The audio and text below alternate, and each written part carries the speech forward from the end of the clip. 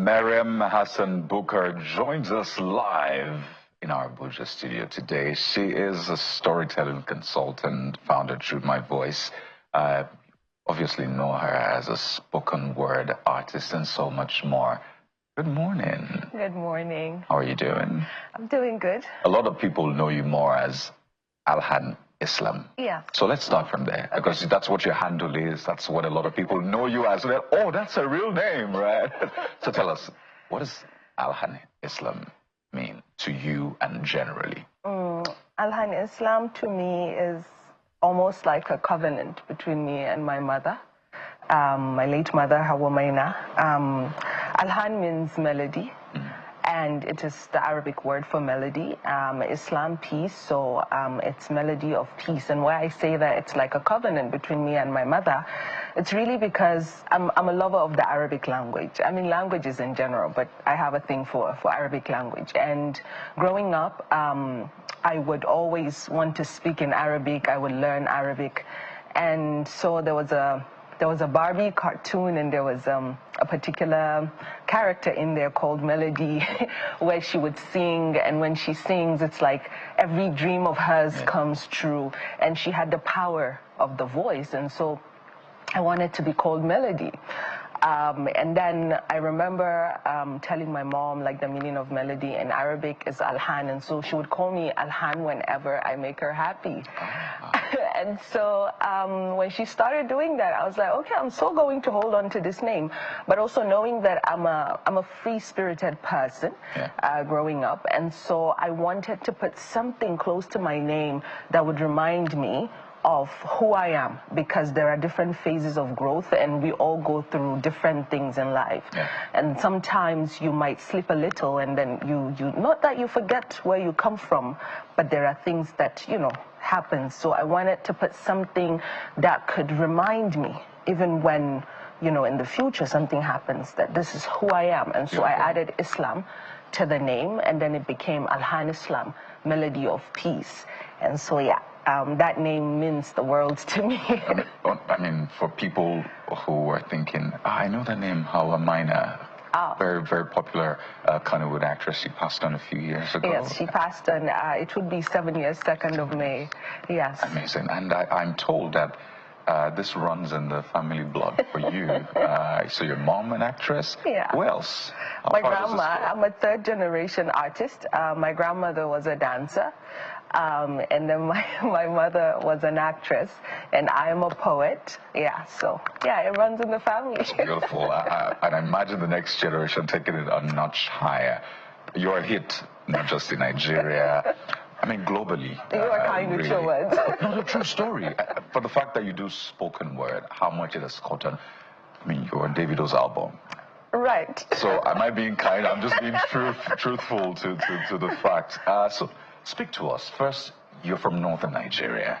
Yeah. And then you picked this art form as a woman, and you're able to give it so much traction. You've performed global stages, you've partnered with global organizations. How did you do this? How did you achieve this? Again, I would give credit to my mother. And why I'm saying this is because it all started when I was 13 years old. 2 of my aunts got brutally abused by their husbands, short interval between the 2 abuse, and then I watched how my mother fought for them. My mother was never the person to be quiet. And whenever she would see oppression, whether it concerns her or not, she would find her voice, and she follows it through with action. A lot of times I can remember telling her, listen, you're going to put yourself in trouble someday, you know, and she always says to me that, I'm leaving for something, and justice is one of it. And so watching how she fought for them, for me, I was 13, I felt powerless, but that was my favorite aunt, and so I wrote an open letter to the husbands, and then I gave my mom, I said, go give it to them. How dare they hit my aunt? And she read it, and she came back, she said, you know, there are elements of poetry in this. And I said, I don't even know what you're talking about. So she pulled out a poem she wrote for my father when they were dating. And she showed me, and she said, this is poetry, read it. And then I started to really fall in love with words. And she said, let's make a video of this letter. that you called it. And I said I was shy, I cannot do it. So she let me be, and then when I turned 17, she came back. She said, can we revisit that conversation? And again, honestly, big shout out to my late mom, because she would always treat me as someone who had the right to make a decision, whether or not at the time she feels it's wrong. She would kind of like let you be, digest your thoughts, and then come back and have a conversation with you. So she had the conversation, and I said, fine, I'm gonna do it, I'm gonna try. She said she would be the one to direct it, and she will be there. So I said, okay. And we did that, and she put it up on her platform, and her colleagues started reposting it. Someone picked it up, put it on YouTube, it hit like 3 million views. She started getting calls. And the one thing that stood out for us was when someone from our hometown, Biu, in Borno State, calls my mom to tell her because of that video, he stopped hitting his wife. Wow. And so she told me that, and I said, oh wow, something that can change someone's mindset. I always wanted to be a doctor growing up, but I was like, maybe this is the kind of doctor I am meant to be, a healer, someone who can use words to change, perspectives, and also to heal people, to heal the world. So I said to her, I want to keep doing this. And she said, okay. So what we started doing with my mom was she would take like newspapers, give it to me, tell me this is what's going on, oh, this is the issue going on here. And then I would be inspired to write. And then the video that hit 3 million views, Lola Shunaying came across that, and I was invited. This was during Erufai's tenure in Kaduna, and he was supporting the arts. So Lola Shunaying then was looking for a northerner to open the maiden edition of Kaduna Books and Art Festival, because he said he wanted a northern person. So she called me, and then the rest was history. I mean, you have over 500,000 followers on Instagram, on Davido's album. My colleague Jeff is in Lagos, and Jeffrey, I know you have questions for this doctor of words. He now prescribes words for ailments, basically the right words. Over to you, Jeffrey. Yeah, it's quite interesting and exciting listening to you. But I would like you to walk us through what you're doing to replicate yourself, because that part of the country is quite conservative. We know the issues that are in that part of the world, part of the country, I should say. But it's important we have as many educated, well-informed, articulate women as possible, which perhaps may be another pathway to rescue Nigeria, because I've always said that whatever we're dealing with today in Nigeria is as a consequence of male in leadership. No woman has led the country. So what are you doing to make more of you? Allow me to use that term. Thank you so much, Mr. Jeffrey. So what I am doing is Through My Voice, basically Through My Voice. This is where Through My Voice comes in. Through My Voice is an initiative where we basically build the digital advocacy capacity of young poets. And to be honest with you, it started as a result of my mom's death, because I thought, okay, my mom actually gave me the platform. She encouraged me. She gave me the resources. She did what multimedia cross-pollination also with poetry to help me be out there. She leveraged her social capital for me. And so I thought, okay, there are a lot of young people in northern Nigeria that do not even have mothers that are courageous enough to come out and say, no, this is what I want my child to do, or this is what my child wants to do, and you as the father, you have to support.